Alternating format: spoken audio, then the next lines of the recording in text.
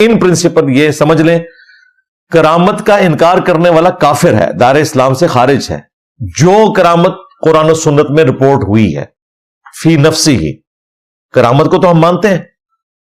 ہم مانتے ہیں کہ سورۃ الکہف میں اللہ تبارک و تعالی نے عیسیٰ ابن مریم کے تبع تابعین کے بارے میں یہ کرامت ظاہر فرمائی کہ 309 سال تک لیونر ایئرز کے اعتبار سے اور ہمارے جو سولر ایئرز ہیں ان کے اعتبار سے 300 سال تک انہیں ایک غار میں سلائے رکھا۔ یہ کرامت ہے، اس فزیکل ورلڈ میں یہ پاسبل نہیں ہے۔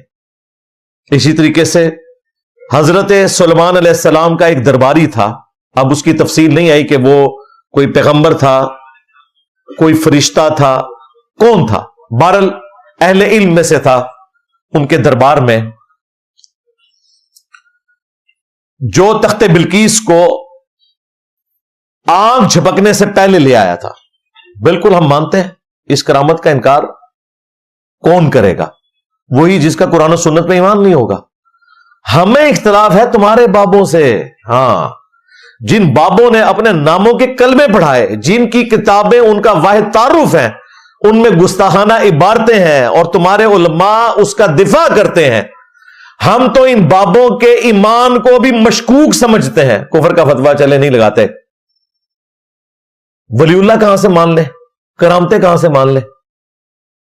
اس پر ترا یہ کہ اکثر کرامتیں وہ ہیں جو قرآن و سنت کے بالکل اپوزٹ ہوتی ہیں، مخالفت پر مبنی ہوتی ہیں۔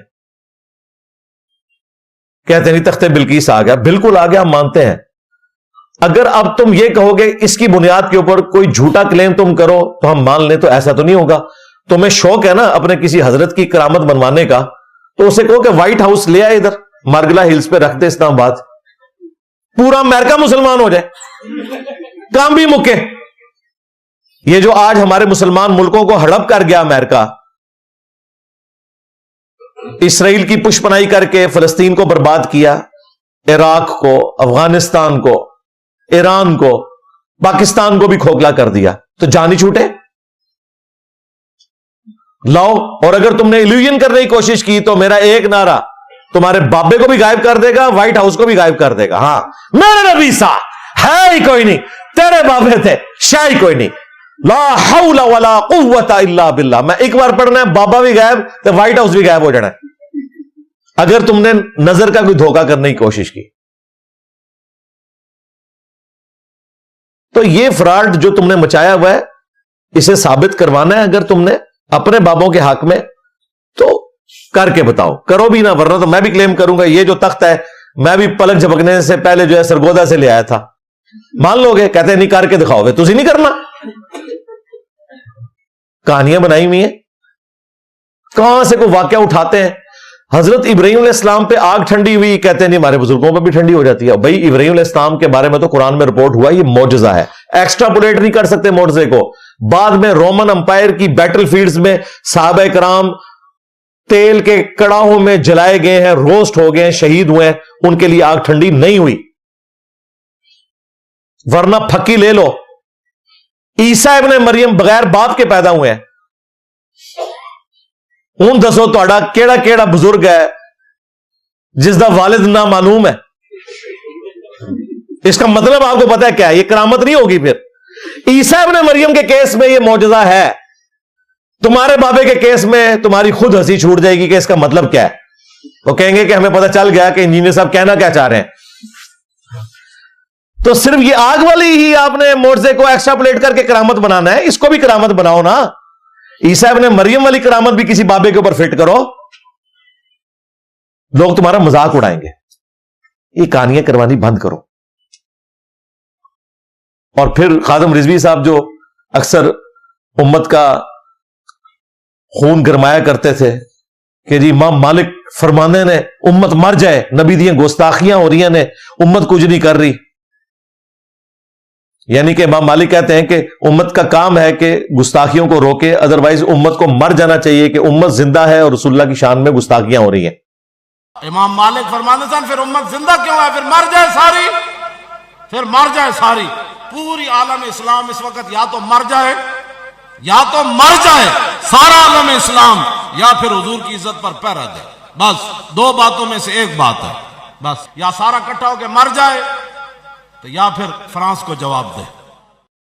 तो हमने पता क्या कहा था, रुको जरा, सब्र करो बाबा जी, पहले तुम्हारे गौस कुतुब अब्दाल मर जाएं। बल्कि उनको तो कुत्ते की मौत मरना चाहिए। क्या उन्होंने अपने नबी के साथ वफादारी नहीं करनी है? उनके पास तो इख्तियार भी था कि आंखों की लेजर मार के वो अपने मुरीदों को जलाया करते थे, लोटे की टूटी सीधी ना होने की वजह से। आज यूट्यूब की हार्ड डिस्क डिलीट करने की बारी आई है। सारे ने रिटायरमेंट ला ली बाबे ने। और ये मानो कि अगर ये बाबे सब कुछ कर सक रहे हैं और नहीं कर रहे, तो तुम्हारी डॉक्ट्रिन में इन्हें कुत्ते की मौत मर जाना चाहिए। उम्मत के पास तो इख्तियार नहीं है ना, बाबे तो निगाहें मार सकते थे, उम्मत के पास लेजर कोई नहीं ना। इसका मतलब है सब फ्रॉड है। इसके जवाब में आपको कहेंगे कि जी कुरान में तो अल्लाह ताला ने वादा किया है, इन्ना कफईना कल मुस्तहज़ीन, ए नबी तुम्हारा मजाक उड़ाने वालों के मुकाबले पर हम तुम्हें कफायत करेंगे। तो अल्लाह ताला गुस्ताखाना वीडियोस और कार्टून क्यों नहीं खत्म करवा रहा? इसका जवाब हम देंगे। जाहिर है अल्लाह हमारा है, बापे तुम्हारे हैं, बापों का दिफा तो तुमने करना है, क्योंकि तुम्हारा क्लेम था कि ये बुजुर्गों की ड्यूटियां लगी हुई हैं समुद्र कंट्रोल करने के ऊपर, मुल्कों को कंट्रोल करने के ऊपर। यह अलग बात है कि कोई बुजुर्ग अपना पेशाब नहीं कंट्रोल कर सकता। हाँ, पेशाब बंद हो जाए तो आगान से जो है ना ऑपरेशन करवाना पड़ता है, और पेशाब रुक ना रहा हो फिर भी दवाई डॉक्टर से जाके लेने पड़ती है।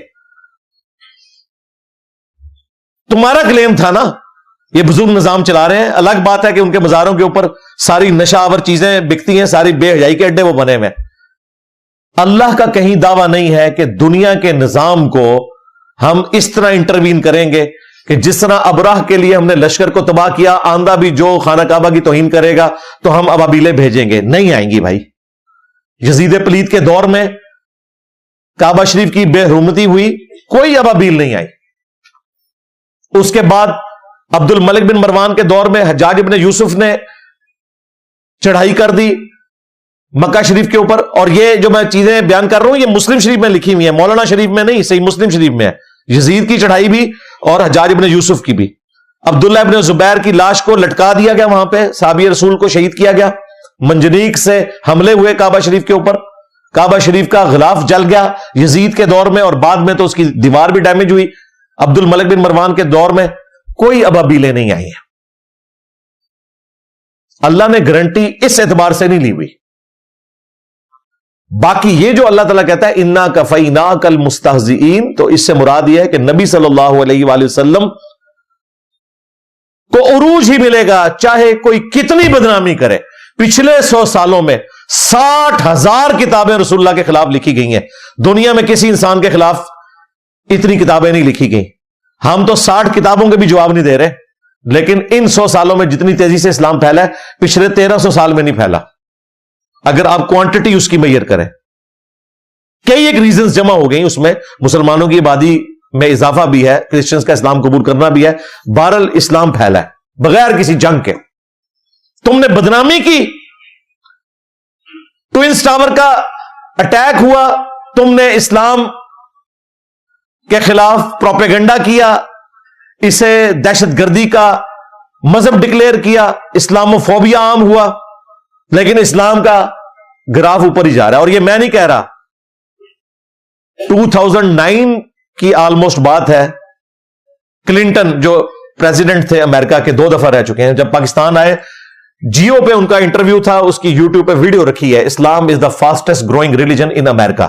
वो कह रहे थे इस्लाम सबसे तेजी से फैलने वाला रिलीजन है अमेरिका में। तो अल्लाह का शुक्र है, नबी सल्लल्लाहु अलैहि वसल्लम की गुस्ताखी करने के मुकाबले पर अल्लाह ताला अपने नबी का दिफा इस तरीके से करता है। लेकिन तुम्हारा बाबों के बारे में अकीदा है कि वो निगाहें मारते हैं, तो किधर गए हैं? हमने एक बाबा ढूंढ लिया जो ऐसा काम कर सकता है, भगोड़े शाह, पीर भगोड़े शाह, टीएलपी का नायब अमीर। उसने कहा मैं मीनार पाकिस्तान से छलांग मारूंगा, आग में छलांग मारूंगा, बच जाऊंगा। इसको ही कह दो यार कुछ करके दिखाए, हम अमेरिकन को बताएंगे कि हमने एक गौस एक वक्त ढूंढ लिया है जो ये सारे काम कर सकता है। मैं कहता हूं सारा अमेरिका मुसलमान हो जाएगा, करके बताएं। कुछ भी नहीं होना भाई, ये सारे इनकी एक गिद्दड़ बबकियां हैं। اور یہ ایکسپوز ہو چکے ہیں اللہ کے فضل سے. اب ڈاکٹر طاہر القادری صاحب نے جو خود 5 کرامتیں بیان کی ہیں دین تصوف کو جسٹیفائی کرنے کے لیے، اس کی میں انجینئرنگ اینڈ پہ کر دیتا ہوں تاکہ ان کا یہ بہانہ ان کے ماننے والوں کو کہیں اگر یہ آئے کہ انجینئر صاحب جو کرامتوں کا مذاق اڑاتے ہیں ان کے بزرگوں کی تو وہ تو جعلی ہیں، وہ تو ہم بھی نہیں مانتے. ہمارے ڈاکٹر صاحب نے کہہ دیا ہم آپ کو آپ کے ڈاکٹر صاحب کی جو کارستانیاں ہیں وہ دکھا دیتے ہیں. سنیں آپ وہ کرامتیں جناب. کرامت نمبر 1، غوث پاک کا دھوبی. ہاں جی، کس نے بیان کیا ہے؟ یہ ڈاکٹر طاہر القادری نے. بچپن میں نہیں بیان کیا، ابھی داڑھی سفید ہے. حاجی امداد اللہ مہاجر مکی رحمت اللہ علیہ نے یہ بیان کیا، ان کی سند سے بیان کر رہا ہوں. جو اکابر علماء دیوبند کے پیر و مرشد اور جن کے ملفوظات کو مولانا اشرف علی تھانوی صاحب نے مرتب کیا ہے، آپ کو حوالہ دے دیا میں نے. یہ کسی کی گپ نہیں ہے یا کوئی مت سمجھیں کہ ایسے کسی نے بنایا. حاجی امداد اللہ مہاجر مکی رحمت اللہ علیہ کی سند سے کوٹ کر رہا ہوں. ان سے پوچھا یہ جو واقعہ ہے کہ ایک شخص فوت ہو گیا اور فرشتے قبر میں آئے اس سے حساب کتاب پوچھنے کے لیے کہ تیرا رب کون ہے اور تیرا دین کیا ہے، سوال کیے اور ہر سوال کے جواب میں کہے میں غوث پاک کا دھوبی ہوں. وہ پوچھے تیرا رب کون ہے، وہ کہے میں حضور غوث پاک کا دھوبی ہوں. وہ پوچھے تیرا دین کیا ہے، وہ کہے میں تو غوث پاک کا دھوبی ہوں. تو فرشتوں نے اللہ تعالیٰ سے پوچھا اب اس سے کیا سلوک کریں؟ فرمایا بخش دو، چھوڑ دو. اور پھر اس کو ثابت کرنے کے لیے جس طرح میں کہتا ہوں نا یہ قرآن میں لکھا ہے، بخاری میں لکھا ہے، مسلم میں، وہ کہتے ہیں مولانا اشرف تھانوی صاحب نے بھی نقل کیا ہے اور ان کے پیر و مرشد امداد اللہ مہاجر مکی نے بھی نقل کیا ہے. یار تو آڈے ہی بابے نے وہ ساڈو کے دوس لگاندے ہو کہ جی غوث پاک شیخ عبد القادر جیلانی کا ایک دھوبی تھا، جب وہ مر گیا اسے دفنایا گیا. اب اس کے آگے ایک مسنگ لنک ہے وہ ہم آپ کو بتا دیتے ہیں. تو ایک بابے نے اس میں CCTV کیمرہ فٹ کر دیا قبر میں، حالانکہ کیمرہ فٹ کرنے سے بھی آپ کو برزخ کے معاملات نہیں دکھائے جا سکتے، سیدھی سی بات ہے. یہ نہیں بتا رہے کہ یہ واقعہ دیکھا کس نے قبر کے اندر جا کے. کہتے ہیں جی فرشتے آئے سوال کرنے کے لیے، پوچھا مر ربو کا، تو اس نے کہا میں غوث پاک کا دھوبی ہوں. یہ واقعہ ڈاکٹر طاہر القادری صاحب نے بھی بیان کیا ہے، یہ پیر اجمل قادری نے بھی بیان کیا ہے، یہ مفتی حنیف قریشی نے بھی بیان کیا ہے، اور ظاہر ہے اشرف تھانوی صاحب نے جب بیان کیا تو دیوبندیوں کے کھاتے میں بھی ڈال گیا. امداد اللہ مہاجر مکی نے بھی اگر اسے جسٹیفائی کیا تو دیوبند اور بریلی دونوں کی آپ سمجھ لیں وہ روحانی قبلہ گاہ ہے. امداد اللہ مہاجر مکی بدعتی صوفی، تو یہ ساروں کا مشترکہ واقعہ ہے. کہتے ہیں پوچھا کہ ماں دینوں کا تیرا دین کیا ہے، اس نے کہا میں غوث پاک کا دھوبی ہوں. پھر جب رسول اللہ کے بارے میں سوال ہوا ما کنت تقول فی حق ھذا الرجل، اس مرد کے بارے میں تیرا کیا عقیدہ تھا، تو وہ کہتا ہے میں غوث پاک کا دھوبی ہوں. غوث پاک تو میں یہ بھی نہیں بتا سکے کہ یہ رسول اللہ کی ذات کے بارے میں سوال پوچھا جا رہا ہے. تو یہ غوث پاک کس نبی کا ماننے والا تھا، کس خدا کا ماننے والا تھا؟ اوے دھوبی پوری زندگی تجھے 3 باتیں نہیں وہ سکھا سکا. یہ تو غوث پاک فیل ہوئے ہیں، دھوبی نہیں فیل ہوا کہ پوری زندگی کپڑے دھوتا رہا اور 3 باتیں نہیں غوث پاک اسے سکھا سکے. میں ہر اینگل سے اس کی انجینئرنگ کروں گا تاکہ دیوبندی اور بریلوی ایک ہی تیر سے دونوں شکار ہو جائے، یا یہ مانے کہ ان کے بزرگ جھوٹ بول کے گئے. کہتے ہیں جی پھر اللہ تعالیٰ نے انٹروین کیا اور فرشتوں کو کہا کہ چھوڑ دو. اب اس کی تعویل امداد اللہ مہاجر مکی نے، تھانوی نے یہ کی کہ غوث پاک کا دھوبی کا مطلب یہ ہے کہ وہ جب غوث پاک کا دھوبی ہے تو پھر اللہ رسول کا ماننے والا ہی ہے. تو سرکار صرف غوث پاک کا دھوبی اللہ رسول کا ماننے والا ہے. ہم جن سے کپڑے دھلاتے ہیں وہ کوئی فرعون اور حامان کے ماننے والے ہیں؟ یہ کون سی دلیل تم نے پیش کر دی ہے؟ بلکہ میں کہتا ہوں ہمارے تو سٹوڈنٹس غوث پاک سے بہتر توحید رکھتے ہیں جو توحید تم نے غوث پاک کی طرف منسوب کی ہوئی ہے قصیدہ غوثیہ کے اندر. اللہ سے ڈر جاؤ. ہم آپ کو بتاتے ہیں صحیح بخاری میں، سنن نبی داؤد میں حدیث موجود ہے، قبر کے 4 سوال. ان مولویوں نے آپ کو 3 سوال بتائے تھے، چوتھا میں نے دریافت کیا اب ان کو ہاتھ پاؤں پڑے ہوئے، کہتے ہیں انجینئر صاحب جو ہے وہ ہمیں مذاق اڑا رہے ہیں، ہم بھی مانتے ہیں، لیکن کبھی بیان نہیں چوتھا سوال انہوں نے کیا. چوتھا سوال ان کی موت تھا. صحیح بخاری میں اور سنن نبی داؤد میں موجود ہے. نبی صلی اللہ علیہ وآلہ وسلم نے فرمایا کہ جب اہل ایمان میں سے کسی کو قبر میں رکھا جاتا ہے تو اسے آزمایا جاتا ہے، اس سے سوال پوچھا جاتا ہے مر ربو کا، تیرا رب کون ہے؟ وہ کہتا ہے ربی اللہ، میرا رب اللہ ہے. پوچھا جاتا ہے دین، وہ کہتا ہے اسلام ہے. پھر پوچھا جاتا ہے اس مرد کے بارے میں تیرا کیا عقیدہ ہے؟ جامعہ ترمذی میں ہے من نبیو کا، تیرا نبی کون ہے؟ دونوں طرح الفاظ آئے ہیں. وہ کہتے ہیں یہ جو اس مرد کے بارے میں تمہارا کیا عقیدہ ہے، تو یہ اس بات کا ثبوت ہے کہ قبر میں رسول اللہ تشریف لاتے ہیں. ہم کہتے ہیں نا، جامعہ ترمذی میں تو سوال ہے من نبیو کا، تیرا نبی کون ہے، اس میں تو یہ الفاظ ہی نہیں ہے جو بخاری کے اندر آئے ہیں. پھر مسند احمد میں موجود ہے جو ان کے وسوسے کا علاج ہے. مفتی احمد یار خان نعیمی نے جال حق میں لکھا کہ اگر قبر میں رسول اللہ نہیں آتے تو اس مردے کا کام ہے کہ وہ فرشتوں سے کہے کہ کس مرد کے بارے میں پوچھ رہے ہو. ہائے ہائے ہائے مفتی صاحب، کاش آپ نے مسند احمد پڑھی ہوتی. مسند احمد میں یہی الفاظ ہیں کہ مردہ پوچھتا ہے کس مرد کے بارے میں پوچھ رہے ہو، تو فرشتے کہتے ہیں الذی بعث فیکم، اس مرد کے بارے میں جس کو اللہ نے تمہارا نبی بنا کر مبعوث کیا تھا. اور یہ الفاظ ابو داؤد میں بھی موجود ہے. پھر وہ کہتا ہے ہوا محمد رسول اللہ، ہاں وہ اللہ کے رسول محمد تھے. یہ نہیں کہتا ہاذا محمد رسول اللہ، یہ رسول اللہ سامنے کھڑے ہیں. لہذا بریلویوں کا کہنا کہ قبر میں رسول اللہ آتے ہیں، دیوبندیوں کا کہنا کہ شکل دکھائی جاتی ہے، دونوں جھوٹ بول رہے ہیں. ہم نے حدیث سے ثابت کر دیا ہوا محمد رسول اللہ. جی ہاذا کا صیغہ آیا، ہاذا کا جواب جو ہے وہ ہاذا کے ساتھ نہیں آیا، ہوا کے ساتھ آیا، تھرڈ پرسن کے ساتھ. ہاذا کا صیغہ تھرڈ پرسن کے لیے بھی بولا جاتا ہے، جب کسی کا ذکر ہو رہا ہو تو ہاذا کے ذریعے ہو جاتا ہے. عربی کا یہ اسلوب ہے.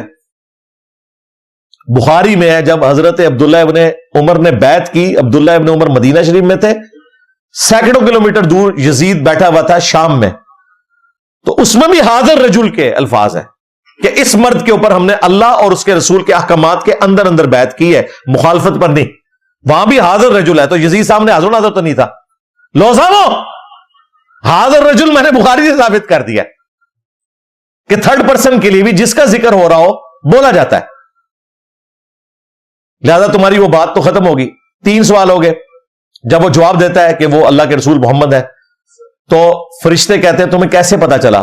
یہ چوتھا سوال تھا جو انہوں نے چھپایا.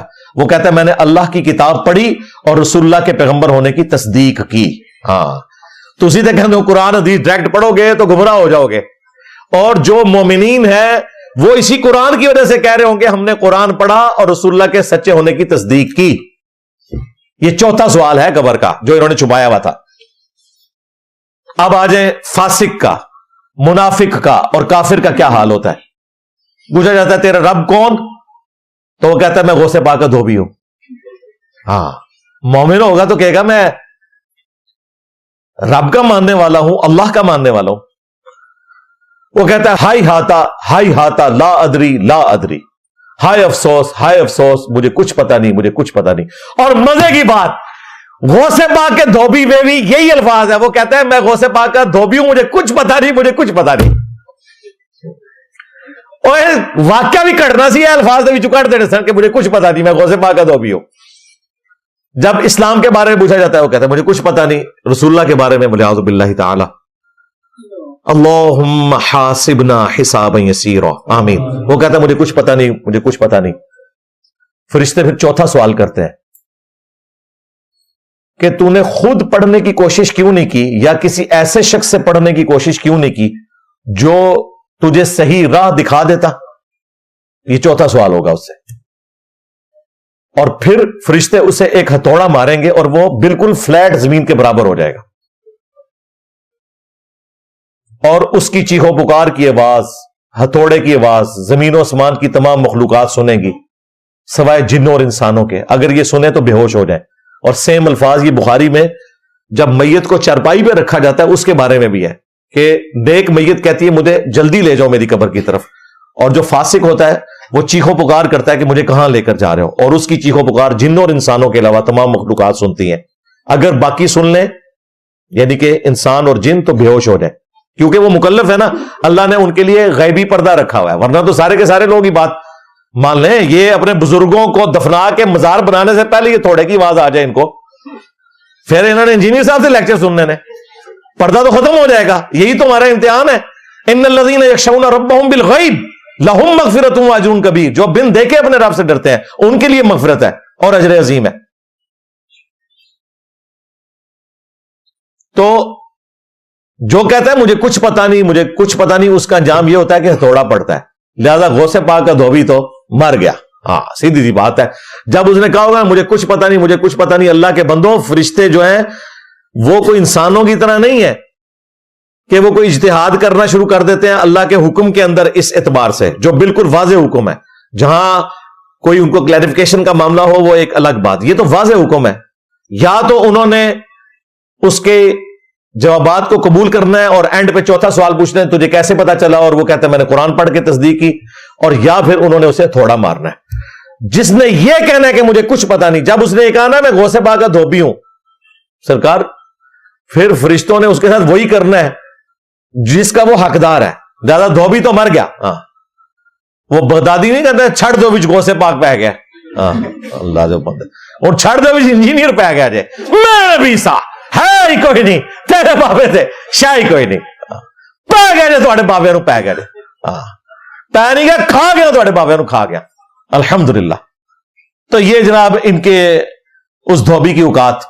بخاری مسلم میں حدیث ہے، اے میری بیٹی فاطمہ میرے مال سے جو لینا ہے لے لے، ہاں اگر اللہ کے حضور پکڑی گئی میں تیرے کچھ کام نہیں آؤں گا. حالانکہ بخاری مسلم میں لکھا ہے کہ فاطمہ جنتی عورتوں کی سردار ہیں. ہمیں سمجھایا جا رہا تھا کہ یہ نسبتیں نہ بنا کے بیٹھ جانا اس اعتبار سے کہ اعمال کو چھوڑ دو. ہاں اگر اعمال ہوں گے پھر نسبت فائدہ دے گی. سیدہ فاطمہ کو نسبت نے فائدہ دیا ہے، اعمال بھی ہیں، لیکن صرف نسبت. وہ صحیح مسلم میں حدیث ہے، جس کو اس کے عمل نے پیچھے چھوڑ دیا اس کی نسبت اسے آگے نہیں لے کے جا سکتی. ہاں یہ ذہن میں رکھیے گا، نبی اسلام فرما گئے ہیں اس کا نسب اسے آگے نہیں کر سکتا جس کو اس کے عمل نے پیچھے چھوڑ دیا. اس کی واضح مثال حضرت نوح علیہ السلام کا بیٹا. اللہ نے کہا یہ تیرا اہل البیت ہی نہیں رہا کیونکہ اس کے عمل دوسرے والے ہیں، اور یہ نسبتیں لے کے بیٹھے ہوئے ہیں. نسبت کو ہم مانتے ہیں بھائی، لیکن عمل درست ہونے کے بعد. اگر عمل درست نہیں ہے تو مسلم شریف کی واضح حدیث ہے جس کو اس کے عمل نے پیچھے چھوڑ دیا اس کا نسب اسے آگے نہیں لے کے جا سکتا. اب مجھے بتائیں غوث پاک کا دھوبی یہ واقعہ کسی حدیث میں کسی آیت میں فٹ ہوتا ہے؟ وَلَا تَزِرُ وَازِرَةٌ وِزْرَ أُخْرَى، کوئی جان جو بوجھ اٹھانے والی ہے دوسرے کا بوجھ نہیں اٹھائے گی. یہ کہہ رہے ہیں غوث پاک کا دھوبی. غوث پاک نے اپنا حساب و کتاب خود دینا ہے اللہ کو، کسی کا بوجھ انہوں نے کہاں سے اٹھانا ہے؟ سب جعلی بات ہے. کرامت نمبر 2، غوث پاک کا مرغا. ہاں حضور غوث پاک کی بارگاہ میں گئی، ادھر دیکھا آپ مرغی کھا رہے تھے اور کھا کے ہڈیاں پھینک رہے تھے، ایک جگہ ہڈیاں جمع تھی. اب ماں اور پارا اور چڑھ گیا اور کہنے لگی اے سرکار آپ مرغیاں کھائیں اور میرا بیٹا روکھی جو کی روٹی کھائے، یہ کہاں کا سلوک ہے؟ فرمایا بیٹھ جاؤ مائی. جب کھانے سے فارغ ہوئے تو ہڈیاں جمع تھیں. آپ نے ہڈیوں سے کہا کہ ہڈیوں دوبارہ مرغا بن کے کھڑی ہو جاؤ. دیکھتے دیکھتے مرغی زندہ ہو کر کھڑی ہو گئی. آپ نے فرمایا تیرا بیٹا جب اس مقام پہ پہنچ جائے گا تو پھر جو چاہے کھاتا بھی رہے. وہ کہتے ہیں جی کہ ایک عورت آئی غوث پاک کو ملنے کے لیے، خود وہ مرغا کھا رہے تھے اور وہاں جو اس عورت کا بچہ تھا وہ روکھی سوکھی کھا رہا تھا. ٹھیک ہے، اس کا مطلب ہے آج کل جو آپ عیاشی دیکھ رہے ہیں نا، پیروں کی، علماء کی، مہنگی مہنگی گاڑیاں، مہنگی مہنگی رہائشیں، اور آپ کو کہتے ہیں اللہ کے نبی چٹائی پہ بیٹھتے تھے، تو ان کے بڑے بھی یہی کچھ تھے. خود کوکٹ پھاڑ رہے ہیں اور بچوں کو روکھی سوکھی کھلا رہے ہیں. کیا یہ رسول اللہ کا طریقہ تھا جو غوث پاک نے اڈاپٹ کیا ہوا تھا؟ اچھا پھر وہ کہتے ہیں کہ وہ ماں جو ہے وہ پریشان ہوگی تو اس نے شکایت کی کہ حضرت یہ کیا؟ وہ کہتے ہیں جی پھر غوث پاک نے وہ مرغا پورا پھاڑنے کے بعد کھانے کے بعد ہڈیاں جمع کی. لگتا ہی ہے غوث پاک نے اکیلے ہی سارا مرغا کھایا. ہاں کیونکہ اور کسی کا ذکر وہاں پہ نہیں ہے. پورا مرغا کھانے کے بعد انہوں نے ہڈیاں جمع کی, اس کے اوپر ہاتھ پھیرا اور کہا کم باذن اللہ, اللہ کے اذن سے کھڑا ہو جا. تو وہ مرغا جو ہے وہ کھڑا ہو گیا. اور پھر انہوں نے اس عورت سے کہا کہ جب تیرا بیٹا اس مرتبے کو پہنچے گا تو وہ بھی مرغا کھا لے گا. یعنی جدوں وہ بھی مدرسہ اپنا اللہ بنا لے گا, وہ بھی گڈی کٹا لے گا. جھوٹ. یہ نبی کی تعلیمات ہے. کسی صحابی نے کبھی کوئی مرغا زندہ کیا ہے یار؟ یا نبی علیہ السلام نے کبھی کوئی اس طریقے سے مرغا کھا کر زندہ کیا؟ اور کیا یہ نبی کا طریقہ ہے کہ تم لوگ خود جو ہے مہنگی مہنگی غذائیں کھاؤ اور اپنے سب آرڈینیٹس کو روکی سوکی کھلاؤ؟ ہم آپ کو بتاتے ہیں ہمارے نبی کا طریقہ کیا ہے. بخاری اور مسلم دونوں میں حدیث ہے. جابر بن عبداللہ رضی اللہ تعالیٰ عنہ کہتے ہیں غزوہ خندق کا موقع تھا تو ہم خندق کھود رہے تھے. ایک چٹان اتنی مضبوط آئی کہ وہ ٹوٹتی نہیں تھی. تو ہم نے نبی علیہ السلام کو جا کے شکایت کی کہ یا رسول اللہ چٹان نہیں ٹوٹ رہی. آپ علیہ السلام تشریف لائے.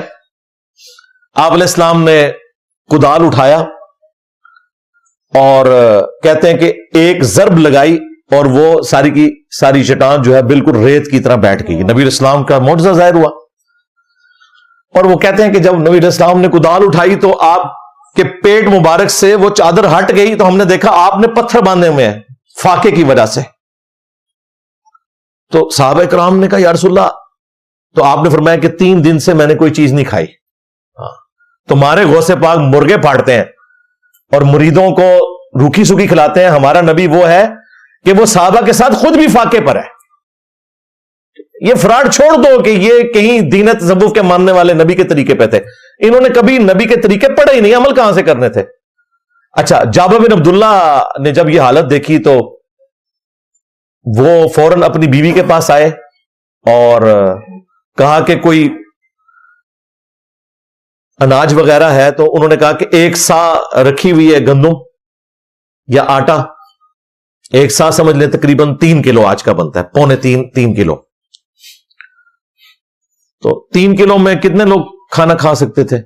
اور ایک چھوٹا سا بکری کا ایک بچہ ہے, اس کو میں ذبح کر لیتی ہوں تو تم نبی علیہ السلام کے کانوں میں جا کے کہہ دینا کہ یا رسول اللہ آج آپ کی ہمارے ہاں دعوت ہے, آپ نے 3 دن سے کچھ نہیں کھایا. غوث پاک تو اکیلے مرغے پھاڑ رہے ہیں. اب میں اس کا مذاق اس لیے اڑاؤں گا کہ یہ خود ڈاکٹر طیب القادری نے کرامت بنا کے پیش کی ہے. آپ نہ کہنا کہ کتابیں بدل گئی ہیں. ہاں بالکل ایسے ہی کیا ہوگا. اور اگر غوث پاک کا یہ حال ہے تو باقی بابے شاہی کوئی نہیں, کیونکہ ظاہر ہے سب سے بڑا انہوں نے ان کو ہی کلیم کیا ہوا نا. جابر بن عبداللہ نے کان میں آ کے حضور کو سرگوشی کی یا رسول اللہ 2-4 بندے لے کے اپنے ساتھ آ جائے, میں نے اتنا سا کھانا بنایا. لیکن وہ اللہ کے نبی تھے, غوث پاک تو نہیں تھے. نبی علیہ السلام نے اسی ٹائم اناؤنسمنٹ کی کہ آج سب لوگ جابر بن عبداللہ کے گھر جائیں گے, ہماری دعوت ہے. اب جابر بن عبداللہ پریشان ہو گئے کہ میں کھانا تو جو ہے وہ 8-10 بندوں کا ہے. تو نبی علیہ السلام نے اسی وقت فرمایا کہ جابر میرے آنے تک تم نے ہنڈیا کو چولہے سے نہیں اتارنا اور روٹیاں پکانی نہیں شروع کرنی, صرف آٹا گوندھ کے رکھنا ہے. نبی علیہ السلام تشریف لائے, آپ نے دعا فرمائی, اپنا لعاب دہن مبارک اس ہنڈیا میں ڈالا اور آٹے میں ڈالا اور فرمایا کہ تم نے اس ہنڈیا میں سے بس سالن نکالتے رہنا ہے اور یہ جو آٹا ہے اس کے اوپر سے کپڑا نہیں ہٹانا, اس میں سے آٹا نکال کے روٹیاں پکاتے رہنا ہے. سرکار 10 بندوں کا کھانا تھا, 100 بندوں نے نہیں کھایا, 1000 صحابہ نے وہ اتنا سا کھانا کھایا. اور جابر بن عبداللہ کہتے ہیں کہ جب نبی صلی اللہ علیہ وآلہ وسلم واپس تشریف لے گئے, ہم نے جب ہنڈیاں ہٹا کے دیکھی اتنی تھی جتنی کہ پکائی گئی تھی اور آٹا بھی اتنا ہی تھا جتنا کہ ہم نے گوندا تھا. وہ جابر بن عبداللہ نے رسول اللہ کو نہیں کھلایا, اللہ نے اپنے نبی کے ذریعے صحابہ کرام کو کھلایا تھا. اور تمہارا غوث پاک مرغے پھاڑتا ہے. اب فیصلہ کر لیں کہ آپ نے دین تصوف پہ چلنا ہے یا دین محمدی پہ چلنا ہے صلی اللہ علیہ وآلہ وسلم. کرامت نمبر 3, یہ بھی ڈاکٹر طیب القادری صاحب نے ویڈیو میں بیان کیا. وہ کہتے ہیں کہ جی غوث پاک کا ایک مرید حاضر ہوا کہ حضرت کل آپ نے افطار ہمارے ساتھ کرنا ہے. سیدنا غوث العظم رضی اللہ تعالیٰ عنہ کی کرامات میں سے ایک بات معروف ہے. آپ کی سمانے سیرت اور کرامات کی کتب میں جس میں مثالی کی بات کہ ایک شخص آپ کی خدمت میں آیا, عرض کیا حضرت آج روزہ ہے, افطاری میرے گھر کیجئے. آپ نے قبول فرما لی افطاری. حضور آج افطاری کے وقت مجھے میزبانی کا شرف دیں, قبول فرما لیے. تھوڑی دیر بعد ایک اور شخص آیا, عرض کہ حضور آج میزبانی کا موقع مجھے دیں, افطاری میرے گھر کیجئے. فرمایا اچھا تیرے گھر کروں. تھوڑی دیر بعد تیسرا آدمی آیا, عرض کہ حضور آج افطاری میرے ہاں فرما, مجھے موقع دے میزبانی کا, قبول فرما لیا. یہ کے بعد دیگر 40 آدمی اس دن افطاری کی دعوت دینے آئے اور 40 کے 40 سے وعدہ فرما لیا. حاضرین جو مجلس کے حیران ہوئے. اگلے دن جو حاضر, جو دعوت دینے والا میزبان تھا, ہر کوئی فخر کرتا, خوشی کا اظہار کرتا ہوا آیا اور اپنے مجلس میں بیٹھے ہوئے ساتھیوں سے کہنے لگا اللہ کا بڑا فضل ہوا, کل سرکار میرے گھر تھے, کل میں حضور کا میزبان تھا, کل مجھے خدمت کا موقع دیا تھا. دوسرا آیا کہے کل حضور نے افطاری میرے گھر کی. تیسرا کہے کل حضرت نے افطاری میرے گھر کی. 40 کے 40 یہ کہہ رہے ہیں اور صاحبزادگان فرماتے ہیں کہ افطاری تو اپنے ہی گھر کی تھی, افطاری تو اپنے ہی گھر کی تھی. مولانا اشرف علی صاحب تھانوی جیسے علماء نے بھی ان چیزوں پر گفتگو کی ہے اور بیان کیا ہے, اور کہتے ہیں کہ اس سے مراد جس میں مثالی کے ساتھ تشریف لے جانا تھا. کیا جس میں حقیقی سے تو گھر ہی رہے, مگر اولیاء اللہ کو ایک جسم مثالی ملتا ہے, جس میں اس مثالی جسم سے ایک وقت میں 40 جگہ بھی جانا چاہیں تو تشریف لے جا سکتے ہیں. تو شرف میزبانی ہے, 40 کو عطا کر سکتے ہیں. آپ بات کو سمجھے. ارے ملک الموت ہے, ایک وقت میں چاہے تو 1,00,000 گھروں کا مہمان بن جائے. تو انہوں نے دعوت قبول کر لی. تھوڑی دیر بعد ایک اور مرید آیا, اس کی بھی دعوت قبول کر لی. کہتے ہیں 40 مریدوں نے آ کے ایک مجلس میں الگ الگ دعوت دی, ایک ہی روزے کی افطاری. سرکار 40 روزے دی نہیں, روزے 3 ہوندے نے, ایک ہی روزے کی, کل کی افطاری, کل کی افطاری. اور کہتے ہیں وہ 40 گھروں میں افطار انہوں نے کیا بھی. ظاہر ہے جو بندہ پورا پورا مرغا کھا جاتا ہے تو 40 گھروں کی افطاری تو کھائے گا, اور ایک وقت میں افطاری کی. اصل میں کرامت یہ بتا رہے تھے, آپ سمجھ رہے ہیں 40 مرغے کھانا جو ہے افطار ہے, نہیں, 40 جگہ ایک وقت میں. اور پھر ڈاکٹر طلعت القادری صاحب کہہ رہے ہیں کہ اگر کسی کو وسوسہ آتا ہے تو کیا حضرت ملک الموت علیہ السلام 1,00,000 سے زیادہ گھروں میں روزانہ روح قبض کرنے کے لیے نہیں پہنچ جاتے؟ ایک فرشتہ ہے ملک الموت, اگر وہ 1,00,000 سے زیادہ گھروں میں, آج کل تو ویسے فگر تقریباً 1.5-2 لاکھ ہے 24 گھنٹے میں, چلے ایک لمحے میں کئی ہزار گھروں میں چلا جاتا ہے, تو عبد القادر جیلانی بھی جا سکتے ہیں. سرکار پھر اگلی بات کریں, اگر عیسیٰ ابن مریم بغیر باپ کے پیدا ہوئے ہیں تو عبد القادر جیلانی کا بھی باپ کوئی نہیں تھا. اگے ٹورو. ہاں, یہ ان کو لگے گی گالی. کیوں گالی کیوں ہے؟ یہ تو معجزہ ہے. قرآن میں تو اللہ نے کہا کہ ہم عیسیٰ اور اس کی والدہ کو تمام جان والوں کے لیے نشانیاں بنانے لگے ہیں, اور تم کہتے ہو کہ تمہارے غوث پاک جو ہے وہ اولو العزم پیغمبروں کے نائب تھے. تم مان لو کہ غوث پاک کا بھی باپ کوئی نہیں تھا. سب کہانیاں بنائی ہوئی ہیں, جھوٹ بنایا ہوا ہے. دوسری طرف بخاری مسلم میں حدیث ہے, ایک عورت مسجد نبوی کی صفائی کرتی تھی, حبشی عورت, فوت ہو گئی. رات کے وقت صحابہ کرام نے جنازہ پڑھ کے دفنا دیا, نبی علیہ السلام کو نہیں بتایا. چند دن گزرے, آپ صلی اللہ علیہ وآلہ وسلم نے پوچھا کہ وہ عورت نظر نہیں آ رہی, تو صحابہ نے کہا یا رسول اللہ وہ تو فوت ہوئی تھی, ہم نے اس کو جنازہ پڑھ کے دفنا دیا, آپ کے آرام میں خلل نہ آئے تو آپ کو نہیں بتایا. آپ نے فرمایا مجھے تم نے کیوں نہیں بتایا؟ اب مجھے اس کی قبر پر لے جاؤ. نبی علیہ السلام اس کی قبر پہ گئے, جنازہ پڑھا. واپسی پر پلٹتے ہوئے آپ نے فرمایا یہ قبریں اندھیروں میں ڈوبی ہوئی تھی, میرے جنازہ پڑھنے کی برکت سے اللہ نے ان قبروں کو نور سے بھر دیا. یقیناً وہ اہل ایمان کی قبریں تھی, کیونکہ کافر کی قبر نور سے نہیں بھر سکتی نبی کے جنازہ پڑھنے سے. سورہ توبہ میں لکھا ہے کہ آپ 70 دفعہ بھی مغفرت کریں, ہم مغفرت نہیں کریں گے. اور اب سے آپ نے نہ کسی منافق کی قبر پہ کھڑے ہونا ہے, نہ اس کے لیے دعا کرنی ہے. رسول اللہ کی دعا سے منافق کو, کافر کو نفع اس حوالے سے نہیں پہنچ سکتا کہ اس کی قبر نور سے بھر جائے. اگر اس زمانے کے لوگوں کو قبر میں نور کے لیے رسول اللہ کی دعاؤں کی ضرورت تھی تو ہم آپ تو شاہی کوئی نہیں. اب مجھے بتائیں نبی علیہ السلام نے روحانی طور پر جا کر وہ جنازہ کیوں نہیں پڑھ لیا تھا؟ صحابہ کرام نے آپ کو بتایا کہ فوت ہو گئی تھی، ورنہ تو نبی علیہ السلام اگر غوث پاک 40 جگہ پہ افطار کر سکتے ہیں تو نبی علیہ السلام کیا 2 جگہ پہ نہیں ہو سکتے ایک وقت میں؟ یہ ہمیں کہتے ہیں نا جی بڑے سے بڑا غوث قطب ابدال ایک صحابی کے قدموں کی خاک کے برابر بھی نہیں ہے، اور وہ کہتے ہیں جی اس کے گھوڑے کے قدموں کی خاک. جعلی بات ہے، یہ جھوٹ ہے. کوئی بھی اہل ایمان کسی صحابی کے گھوڑے کے قدموں کی خاک کے برابر نہیں ہے. صحابہ کرام بھی اس بات کو برا منائیں گے کہ جانور کے نیچے کر رہے ہو، جانور تو کافر ہوتے ہیں. اولئک کالانعام بل هم اضل. اہل ایمان تو جانور نہیں ہے. اہل ایمان کی حرمت تو کعبے سے بڑھ کر ہے. جامع ترمذی میں، سنن ابن ماجہ میں حدیث موجود ہے. یہ تمہیں مبارک ہو. پھر اس میں بھی وہ کہتے ہیں حضرت معاویہ کے گھوڑے کے قدموں کی خاک. جب کوئی فضیلت نہیں ملی ہے یہ بیچ میں سے چیز داخل کرتی. شیعہ نے بھی اپنا ایک گھوڑا نکالا تھا، سنیوں نے حضرت معاویہ کے نام کے اوپر ایک گھوڑا نکال لیا. امیر معاویہ نے جو حضور کی حمایت میں گھوڑا دوڑایا نا، اس گھوڑے کے ناک میں جو مٹی داخل ہوئی نا، عمر بن عبدالعزیز تو اس کا مقابلہ بھی نہیں کر سکتا. جعلی بات ہے.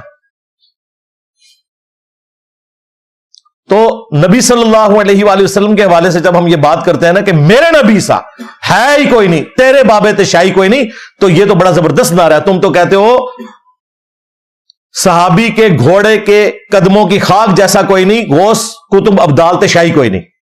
ہم تو کہتے ہیں نبی کے جیسا ہے ہی کوئی نہیں، تیرے بابے تشائی کوئی نہیں. کہتے ہیں ثابت کرو، ہے ثابت کرتا ہے، لو سامو. تو یہ جعلی چیزیں انہوں نے مشہور کی ہوئی تھی. اسی طریقے سے صحیح مسلم میں حدیث ہے، بنو سلمہ جو ہیں وہ مسجد نبوی شریف کے قریب شفٹ ہو رہے تھے. ایک چوراہے پر نبی اسلام سے ملاقات ہوئی. آپ نے فرمایا کہ تم اپنے اسی گاؤں میں رہو، جتنے قدم تم چل کے آتے ہو اللہ تعالیٰ کے حضور اتنی نیکیاں لکھی جاتی ہیں. انہوں نے کہا یا رسول اللہ اتنی دور سے آتے ہیں، ہمیں نماز میں تردد ہوتا ہے، ظاہر ہے لیٹ ہو جاتے ہیں بعض اوقات. تو آپ نے فرمایا جتنے قدم چل کے آتے ہو تمہیں ثواب ملتا ہے. تو وہ دوبارہ سے اپنے گاؤں میں شفٹ ہو گئے.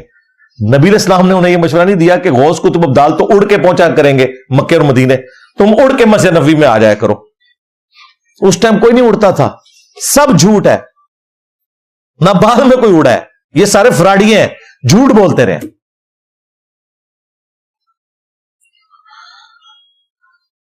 کرامت نمبر 4، وہ غوث پاک کا جو قصیدہ غوثیہ ہے اس میں وہ شرک لکھا ہوا ہے.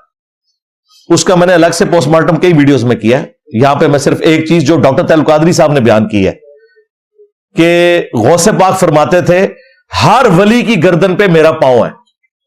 آپ نے فرمایا قدمی ہاذہی علی رقبۃ کل ولی اللہ، میرا قدم ہر ولی کی گردن پر ہے. ہاں، اور پھر وہ کہتے ہیں انہوں نے کہا کلن، تمام اولیاء کی. اور وہ اس طرح وہ کر رہے ہیں جس طرح پتہ نہیں وہ شروع سے لے کے آخر تک سارے کور کرنے کی کوشش کر رہے ہیں. حالانکہ ان کو پتہ ہی نہیں ہے کہ غوث پاک کا جو پردادا پیر ہے نا جنید بغدادی، وہ تو کہتا ہے کہ اولیاء میں بایزید بستامی کا وہ مرتبہ ہے جو حضرت جبرائیل علیہ السلام کا فرشتوں میں ہے. جنید بغدادی جو غوث پاک کے پیروں کے پیروں کے پیروں کا پیر ہے، وہ تو بایزید بستامی کو اولیاء کا سردار مانتا ہے. تم کہہ رہے ہو غوث پاک. تو غوث پاک نے کب یہ ڈیوٹی سنبھالی اور بایزید کب ریٹائر ہوا؟ جنید بغدادی تو اس کو مان رہا ہے، تو غوث پاک تو جنید بغدادی کے مقابلے پہ شاہی کوئی نہیں ہے. پہلے تو یہ طے کرو نا کہ ہے کون اولیاء کا سردار. سب فراڈ ہے. اولیاء کے سردار سیدنا ابو بکر، عمر، عثمان و علی ہے رضی اللہ عنہم اجمعین وعلیہم السلام اجمعین. دوسری بات، اللہ کا جو ولی ہے اس میں تکبر ہوگا یا عاجزی؟ ہم کوئی کہہ دیں کہ اللہ کے فضل سے ہم نے یہ معاملہ اس طریقے سے بیان کیا کہ ہم سے پہلے کسی نے بیان نہیں کیا، حالانکہ یہ ریالٹی ہوتا ہے اور اس میں کوئی تکبر والا جملہ بھی نہیں. ہم قرآن و سنت کے دلائل رکھ رہے ہیں. یہ کہتے ہیں تکبر کرتا ہے. اور تمہارا ابا کہہ رہا ہے تمام اولیاء کی گردنوں پہ میرا پاؤں ہے. اور کوکب نورانی نے کہا کہ میں تو صحابہ کی گردنوں پہ بھی پاؤں مانتا ہوں عبد القادر جیلانی کا. ہاں جی، کہتے تعویل یہ جیسے چھوٹا بچہ یہاں گردن پہ بیٹھ جاتا ہے نا، دیکھو کتا لال کرنے سے کی کچھ کہہ دے رہے، تو صحابہ کی گردن پہ اس طرح کا پاؤں ہے، باقیوں والا ڈائریکٹ پاؤں ہے. اور دس ہوئے تو وٹ دیتے تھوڑے پیر میں، جھوٹے ہو. یہ لہذا یاد رکھیے یہ اولیاء میں صحابہ کرام کو لے کے آتے ہیں، یہ نہ سمجھیے گا ان کو نکالا ہوا انہوں نے. اسی لیے وہ کوکب نورانی نے ننگی بات کر دی کہ उनकी गर्दन पे भी पांव है, वो और तरह का पांव है। और ये अब्दुल कादिर जिलानी के बारे में बयान कर रहे हैं, अल्लाह के बंदो, क्या मौला अली ने कभी कहा कि साहबा की गर्दन पे मेरा पांव है? कभी नहीं ऐसा हुआ। सही बुखारी में हदीस है, मोहम्मद बिन हनफिया जो हजरत अली के बेटे थे, हनफिया नामी औरत से, वो कहते हैं मैंने सैयदना अली से पूछा कि बताइए रसूलुल्लाह के बाद सबसे अफजल कौन है? तो हजरत अली ने कहा कि अबू बकर। पूछा उनके बाद? कहा उमर।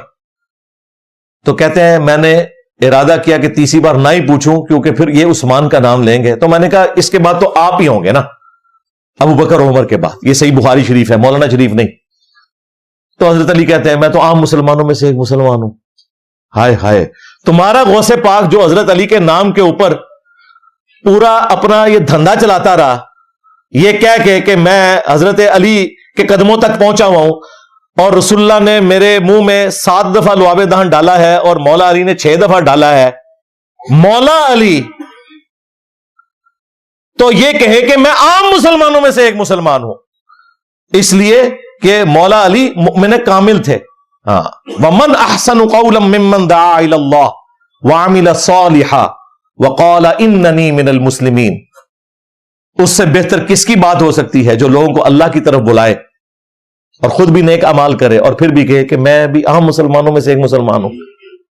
मौला अली तो कहें कि मैं आम मुसलमानों में से हूं, और तुम्हारा गौसे पाक ये कहे कि तमाम औलिया की गर्दनों पे मेरा पांव है। उसी कसीदा गौसिया में लिखा है कि क़यामत तक जितने सुबह शाम आएंगे ना, मुझसे पूछ कर सुबह सूरज तुलू होगा, और फिर जब गुरूब होगा फिर भी मुझे खबर देगा। मैं तो कहता हूं गौसे पाक को तो सूरज के साइज का ही नहीं पता था। उनसे पहले इमाम गजाली, उनको सूरज के साइज का नहीं पता। उन्होंने किमिया सादत में लिखा है कि ये 60 गुना बड़ा है। आज हमारे बच्चे को भी पता है 60 गुना नहीं 13 लाख गुना बड़ा है सूरज जमीन से। लो सामो, जिन लोगों को सूरज चांद तारों के साइज नहीं पता, फासले नहीं पता, वो ये कह रहे हैं हमारी मर्जी से चलते हैं। जी अल्लाह ताला ने मुझे एक रजिस्टर दिया है जिसमें क़यामत तक मेरे मुरीदों के नाम लिखे हुए हैं। मुझे अल्लाह ने गारंटी दी है कि सबकी मौत जो है ईमान पे होगी। मेरा मुरीद मशरक में हो, मैं मगरिब में हूं, उसका सतर खुल जाए तो मैं ढांप लूंगा। हालांकि एक मुरीद का सतर जो है पब्लिकली खुल गया तकरीर के दौरान, वो कादरी था, कोई हाथ नहीं आया।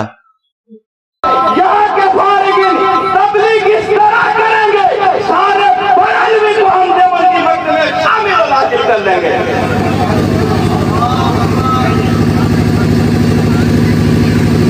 नारे तकबीर, नारे रिसालत, उलमाए अहले सुन्नत। और ये मुझे बताए रजिस्टर मिला हुआ है रसूलुल्लाह के बाद। अगर कोई शख्स ये कहता है मुझे कोई किताब, कोई रजिस्टर मिला हुआ है अल्लाह की तरफ से, इसका मतलब क्या है? कहना क्या चाह रहे हो भाई? हाँ, वही कुछ कहना चाह रहे हो जो गुलाम कादियानी दज्जाल ने कहा है। उसने नंगे तरीके से बात की, तुमने ढांप के वो बात की। और ये चूंकि इनकी डॉक्ट्रिन है, आज भी आप पीर मेर अली शाह साहब के मजार पे चले जाएं गोल्डा, जुम्मे की नमाज के बाद जिस तरह बाकी मस्जिदों में मुस्तफा जाने रहमत पे लाखों सलाम पढ़ा जाता है ना, वहां अरबी में कसीदा गौसिया पढ़ा जाता है जुम्मे के बाद। मैंने कई साल जुम्मा वहां पढ़ा हुआ है। मैं तो बकायदा इंजीनियरिंग यूनिवर्सिटी जब टेक्सला में पढ़ता था, वहां से मैं ट्रेन में बैठ के जुम्मा पढ़ने के लिए, उन दिनों जुम्मे की छुट्टी हुआ करती थी यूनिवर्सिटी में, गोल्डा आया करता था। तो ये सारे तमाशे तो मैंने देखे हुए। जॉब के दौरान भी मैंने कई दफा जुम्मा पढ़ा है वहां पे। कसीदा गौसिया पढ़ा जाता है जिसमें ये लिखा हुआ है, जिसके बारे में वो बापा जानी के वो अतारी साहब बता रहे हैं कि बापा जानी के जब अब्बा जी कसीदा गौसिया पढ़ते थे तो जो चारपाई है वो हवा में बुलंद हो जाती थी। हाँ, जाहिर है एडा शिरक बोलोगे तो शैतान ने थलू चुग ली होनी है, चारपाई तो नचना होना है। हाँ, कि कमाल कर छड़िया जे जनाब। ये सारा कुछ उसमें लिखा हुआ है ना, ये सारा कसीदा गौसिया। और चारपाई चुकी गई है, वो चुकी है शैताना ने, तो उस तो बाद उन्होंने लुड़ी पाई है उथे कि बापा जानी कमाल कम, फिर बापा जानी जी तोहफा दुनिया जाना सी। हाँ, और उन्होंने तो फिर उसको एपेक्स पे पहुंचाया जाके वो सारे शिर्क को। तो ये सारा फ्रॉड मचाया हुआ इन्होंने। आखिरी करामत नंबर 5, वो डॉक्टर तैल कादरी साहब कहते हैं जी, मौलाना रूम का एक मुरीद था, हजरत आतिशबाज। हाँ, तो वो मौलाना रूम के एक खलीफा थे, हजरत आतिशबाज वली। तो उसके पास लकड़ियां खत्म थी, तो वो फिर उन्होंने ये नहीं कहा कि लकड़ियां नहीं हैं और खाना नहीं पक सकता। ऑर्डर ले लिया और तेल उठा के अपनी टांग पर, कपड़ों पर अपने ऊपर डाल दिया, अपनी टांगों पर और कपड़ों पर डालकर आग लगा दी, और टांगों पर तो कपड़े जलते रहे और टांग जलती रही और तेल डालते रहे, तो टांग जलाकर तो खाना गर्म कर दिया। आपने भी नहीं पूछा कि ये रात को कैसे कर लिया, बस चुप कर गए।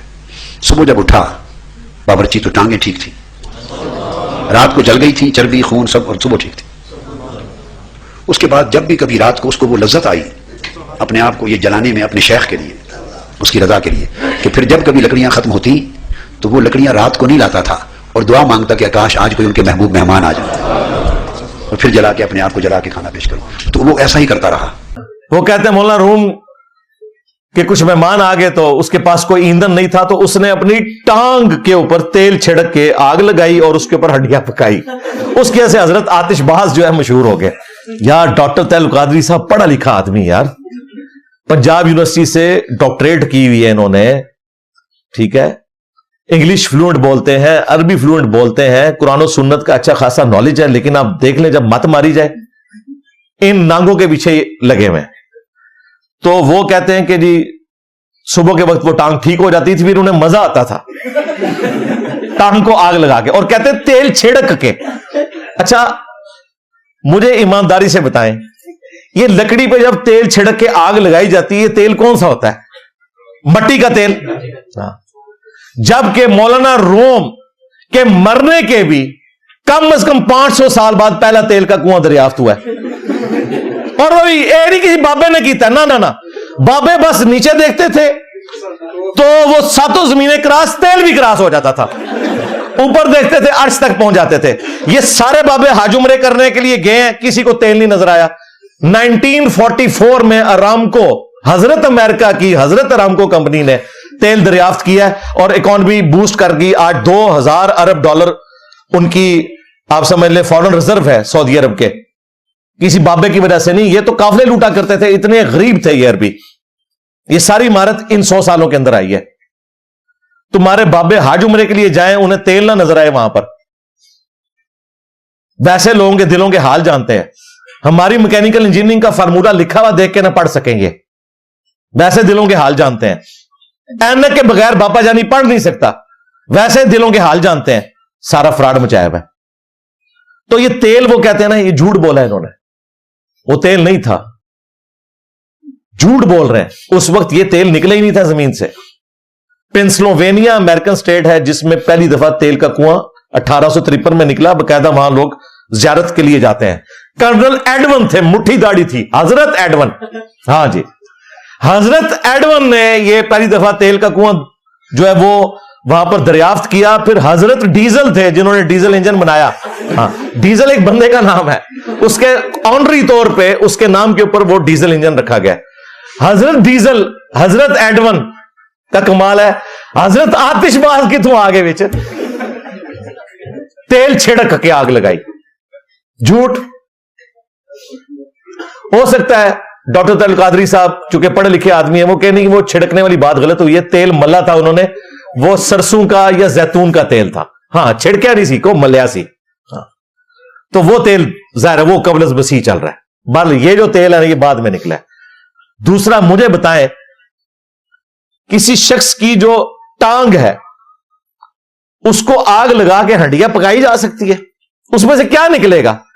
जितनी देर उसमें वो चर्बी है ना थोड़ी सी, वो पिघलेगी, वो आग बन जाएगी। आप क्या समझते हैं कि हड्डी को आग लगाएं तो वो हड्डियां पका लेगी? गोश्त को आग लगाएं वो हड्डियां पका लेगी? उसको तो पकाने के लिए वो ज्यादा जल के कोयला हो जाएगी। आग कैसे निकल सकती है? उसके ऊपर हड्डियां कैसे पक सकती है? दूध पत्ती का जो है ना वो एक मग बनाना, वो भी उसके ऊपर मुश्किल काम है। सब फ्रॉड है, झूठ बोल रहे हैं। और इन्हें पता नहीं है कि इस किस्म के खिलाफ शरअ काम करना और इन्हें करामत कहना ये तो हराम है। करामत सिर्फ खिलाफ अक्ल होती है, खिलाफ शरअ नहीं होती। ये ज़हन में रखिएगा। کہتے نہیں خالد ابن ولید نے وہ زہر پی لیا تھا بسم اللہ پڑھ کے، بالکل جھوٹ ہے، زہر پینا تو حرام ہے۔ کہتے ہیں کرامت وہی ہوتی ہے جو عقل میں نہ ہے۔ او بھائی کرامت خلاف عقل ضرور ہوتی ہے لیکن شریعت کے خلاف نہیں ہوتی، شریعت میں زہر پینا حرام ہے۔ ورنہ جسے شوق ہے نا، کوئی زندہ یا مردہ بابا لے آؤ، بسم اللہ پڑھ کے یا شیخ عبد القادر جیلانی شیئن للہ کہہ کے، غوث پاک کو بھی بلکہ لے آؤ، ساکٹ میں 2 انگلیاں ڈالے اور ننگی زمین کے اوپر کھڑا ہو، انشاءاللہ آخرت میں لینڈ کرے گا۔ زہر دور چھڑ دو۔